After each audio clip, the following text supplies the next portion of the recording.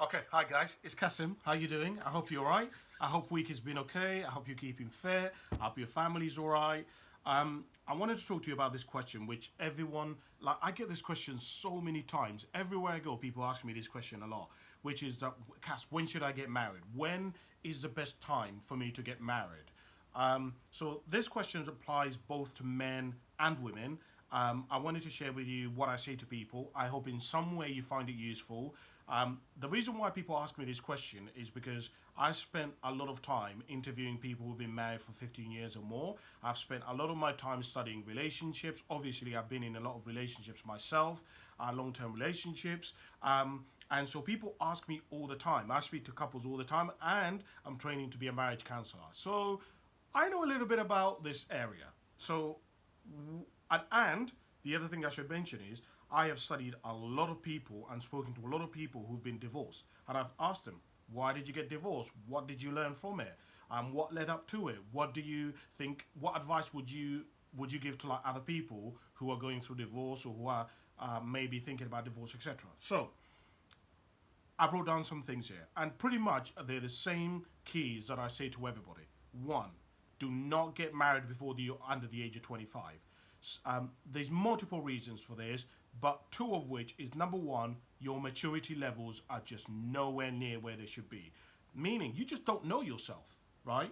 Statistically speaking, I think it's something like if you get married under the age of 25, the statistics on you getting a divorce is like almost double.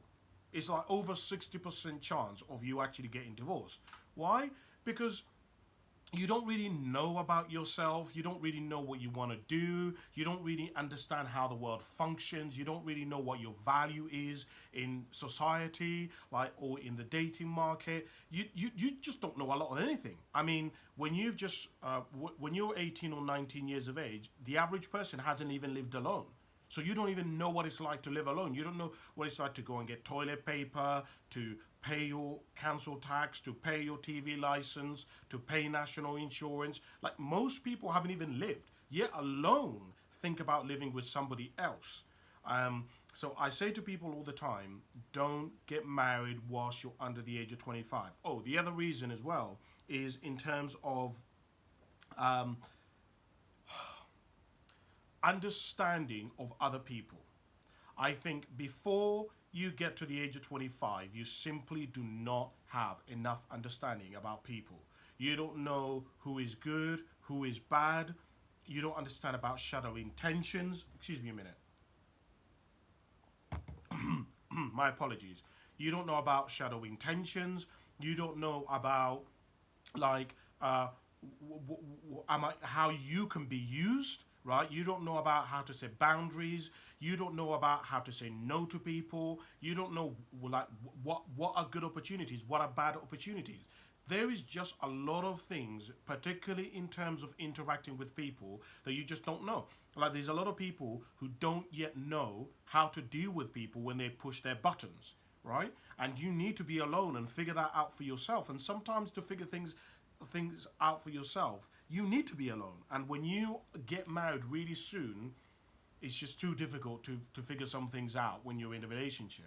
Particularly if you have kids, you have the obligations of having to pay your rent, of looking after somebody else. Like a lot of men won't be able to figure out their purpose. They won't be able to take risks because they know they're supposed to be the provider. But if you between kind of 19 to 25, you can go and make all your stupid, silly mistakes, which men will do naturally. Um, excuse me. You can go make all your stupid mistakes. You can go and take some risks and try things and try different careers and quit this and quit that. But when you're in a relationship, it's very, very difficult to do that because you're constantly having to be judged, which you will be by most women. Like, why are you going into so many jobs? Can't you just choose one? But when you're alone, you can go in and out of jobs, trying figuring out what works best for you. How do the corporate world and the business world work, etc., etc. So my rule is do not get married under the age of 25. Pretty much is unanimous. Two, before you get married, you need to have been together at least 2 years. At least. Every time I study somebody who's been divorced, there is almost always a common theme, which is that they got married very, very quickly, right? Sometimes it's because one of them, she got pregnant, and they kind of just, the natural progression of things were to just naturally get married. My rule is, do not get married to a person unless you've known them for 2 years. And there's two reasons why, well, there's one main reason why I say this, which is that people can pretend. Okay? Some people don't want to be alone. But it is, and because they don't want to be alone, they will pretend to be somebody until they've got you. And once they got you, then they will become who they actually are. And so, in part, in saying that, one of the things that, which is why I said it in the first point, is, I said that when you're under the age of 25, it's hard for you to determine what people's motives are and what they want from you and their character. And so when you have people can pretend up to, like, basically what I'm trying to say is, it's really hard for somebody to live a lie for like 2 years. Some people can. If somebody genuinely is a narcissist, or they are a part of that dark triad, Machiavellism, I can't even say the word. If you get somebody in that, who is very egotistical, very self-centered, who's a great liar, they can keep a lie for years, for decades sometimes. But the average person can't do that. So their lies will be able to be found out. You can tell their behavior, their patterns, what they value. You can tell about how their spending habits are. You can tell what they value, right? One of the ways in which you can assess what somebody values is see where they spend their money. Wherever people spend their money after they've paid their bills, that is what they value. If they spend it on their kids, that's what they value. If they spend it on golf, that's what they value. And here's the thing.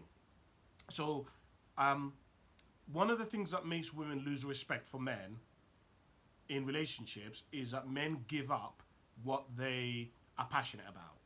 So this is one of the conversations that you will need to have with your partner. Because if they're spending huge amounts of money on something which they're passionate about, and you know that it's going to cause huge problems in your relationship because they're excessive, it's huge amounts of money, and you know they ain't going to back off, they ain't going to stop, they're not going to go backwards because they've been doing it for years, you have to think about, if they stop it for you, is that going to make them resent you? So for example, if your boyfriend is a guy who loves cars, and his entire life he buys cars, he does them up, he sells them on, he buys cars, he does them up, he keeps them, and he's tunneling thousands and thousands of pounds into this. But one of your things is saving. One of your values is not spending a lot of money, not taking a lot of risks with money. If you make him say to him, babes, when we get married, you can't be spending loads of money on things like that, what's going to be the consequence of that? What's that going to do to him? Right? Because he's been doing it for years, since he's like 16. He's met you and he's like 25. What is that going to do to him? Because he's been doing that for practically most of his life. Think about that. So I say to anybody, don't get married whilst you've been under 2 years. People can pretend, people can lie. I'm telling you, people are so good at playing a role. It is unbelievable. But it's hard after 2 years, 3 years to really keep up that lie. This is why one of the reasons why I say to women that you want to find a partner and build with him, because a lot of women would rather find a man who's already made, a guy who's already got money, who's already successful. The issue with that is that men who are already successful tend to be older. And so if you wait as a woman until, let's say, you're 30 to find a partner, you then have a very, very short gap, if you want to have kids, to get to know the man before you start having children with him. But if you can meet him when you're younger and build with him, what it will mean is that you have loads of time to get to know him, how he behaves, how he acts around children, how he acts around your family, how he's like when he gets angry, when things don't go his way, how he overcomes obstacles. That you're going to learn. You're going to have loads of time to learn about him. But if you leave it later to find your partner and you want to have kids, the pressure is going to be so much from your friends, from society, from yourself, from your parents, that you're just going to buckle and just go with them, right? So that's the second thing. Third thing is, when you've got feedback from both sides of the family. So it's so funny how many times I've interviewed people and I've sat in their living room and I've said to them, so usually they'll say something like, will say something like, oh yeah, Casabuna, this is my second marriage. And we've been together for like 20 years, 30 years. And I'll say to them, so when you were getting divorced before, how did you know that that relationship wasn't right? And they would say these kinds of things. They would say things like, oh, Kasim, do you know what? My whole family already knew anyway we weren't right for each other. And I was like, what? Your whole family knew you weren't right for each other, so why did you get together? And you know what they said? Because our family didn't want to tell us. Our family saw that we were so happy, but they didn't want to say anything. They thought we'd figure it out. Meaning that there's going to be people around you who pretty much know you're going to get divorced. You're not right for each other. Like, you don't suit. He's got problems. She's got some serious infidelity issues or trust issues. I'm telling you, there's going to be people around you who can see all the issues more than you are. Particularly, this is one of the reasons why I say don't get married within the first 2 years. Because one of the other reasons for not getting married under 2 years is you're still within the honeymoon period. So you are not seeing your partner in reality. You're seeing them, there's loads of chemicals that are kicking off in your brain, which is making you want to bond and pair bond with this person. So you're not seeing them for their true self. You're seeing only the good in the person. But people around you, after they spend time with you, because here's the thing that I have realized. Some men or women will treat you really well, but watch the way they treat other people. They treat other people like absolute shit. I am telling you right now, if your partner treats other people like shit, if things don't go their way, at some point it's going to come to you. Because don't think if they will treat other people that way, that you're so special, you're so unique, that they won't treat you like that. Oh, they will. They will treat you exactly like that. When the pressure is on, when they're really feeling angry, that's how they're going to treat you. That's why you have to be with a person for more than 2 years. You need to see how they deal with the downs of life, with the pressures, because eventually that's really who they are. I say to people that the only way that realistically you can determine how strong a chair is you have to try to break it. You have to apply pressure to the chair to see how strong it is. If you want to know how strong a person is, what their character is, you have to put them through tests. You have to see how they react when you have no money, when there's financial times, when they lose their job, when they're feeling depressed. How they bounce back from that is what's going to determine really who they are. Because a lot of life is setbacks. A lot of how relationships work is disagreements, setbacks, difficulties, right? And if your partner if you don't know how they deal with those, and you've only seen them in good times, I'm telling you, man, you are playing a very dangerous game. A very, very dangerous game.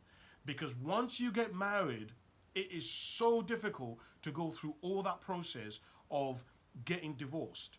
The money that it costs you, the stress that it costs you, the things that, like, your parents are worried about you, splitting up money, splitting up bank accounts. Like, it's just better you don't get married and just wait.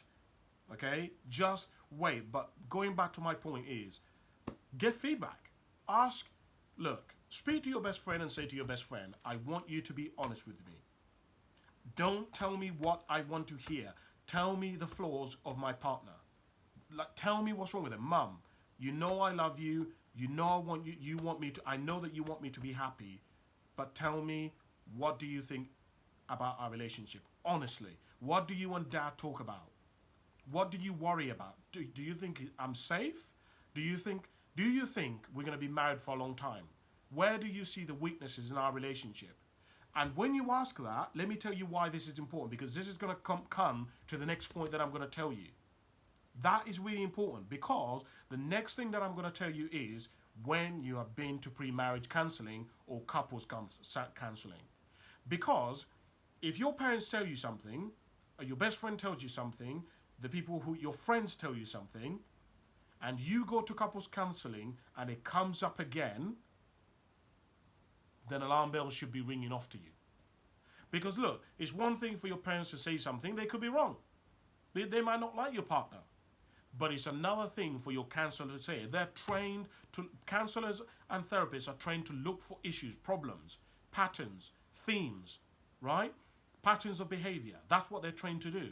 So they will flush out anyone who's lying, deception, anyone who's not telling the truth, anyone who's being weird, things that could potentially cause problems. That's their job. So when they say it and your family is saying it and you've noticed it, now you need, this is a red flag basically. You need to pay attention. So couples counseling is so important for couples, I think. And a lot of people won't go to couples counseling because most people presume, well, two things most people presume. If I go to couples counseling, that means there's something wrong with our relationship. No. But you have to be so intelligent that you realize that at some point your relationship is not going to go well. It just isn't. Life, like, what do you think life is? That everything is like life, roses and daisies? No. But the second thing is that you have to realize that people change as a marriage goes on. A marriage should change you. You should not be the same person when you got married than what you are 5 years later. There is no way, because you've learned things about yourself. Your partner has made you realize things about the way you handle arguments, how you handle living together, when you get frustrated, things that trigger you in the house, like leaving the doors open or whatever. Like, you should have learned things about yourself, therefore you should have changed, right? So naturally, because of that, you need to be able to speak to a counselor so that you can figure out some things about yourself that you may not even recognize. These things about you, about your partner, that you got to learn in counseling that you didn't even realize. I'm telling you. You're going to go in, like, for example, I say to couples like this, one of the questions that I say to couples in pre-marriage counseling is, would it be okay for your missus to initiate sex? You would be shocked at the amount of women who say, I'm not initiating sex. It's his job. He's the man. He's supposed to, like, he needs to do this stuff. And then you would be shocked at the amount of men who say, no, I want her to initiate sex. I want her to give me a really, really obvious sign. And it's like, whoa, okay, didn't know that. And now the woman has to change her mindset. Like, she has to think about, how do I initiate sex? Because most women have never really thought about initiating sex. You may find out that you're thinking that your partner wants 2 kids, but in reality, your partner wants 4. You may find out that your partner doesn't want you to work after you have kids. You're thinking you're going to smash out 2 kids, bam, bam, bam. After 4 years, you're going to go back into your career.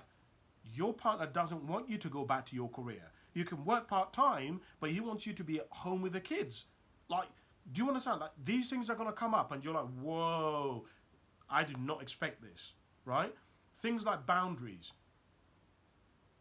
It may be okay. Like, you may be thinking, oh, I don't mind that my partner gives their parents money every month or sends money back to Africa or whatever. But now that you're married and your money's combined and you're thinking that his money is your money and your money is his money, but he's sending a huge amount of his money to his family, you're thinking, whoa, hold on a minute. I don't want you to do that. To some people, they're never going to stop sending money back to their house, to their home. This may be a huge problem for you. Like, these are conversations that you have to have a chat about, and a lot of people don't. And that's why you need to go to marriage counseling. Everybody should go to marriage counseling first. I'm telling you, you're going to discover so much about yourself. You would be shocked. Things to do with your patterns, with your behavior. Because the thing is, a lot of yourself is going to be revealed in a relationship, particularly the way you're brought up, right? Your partner is going to trigger things about yourself. Like, I hear a lot of people who say, when we had kids, Cass, like, I started getting really angry all the time because it reminded me of the things that my parents didn't have. And now they've changed. Their partner was like, who was this loving guy? And now he's just angry all the time, or she's just angry all the time. And but they didn't think they were even like that. But having a child has triggered all this stuff for them. So that's just something that I would recommend to you. You may disagree with me, you may agree with me, I don't know. You comment below, you tell me. I hope this has been useful for you. Don't forget to like and subscribe to my channel if you want to support me. That's it. Thank you very much for watching, and I'll speak to you soon. Bye for now.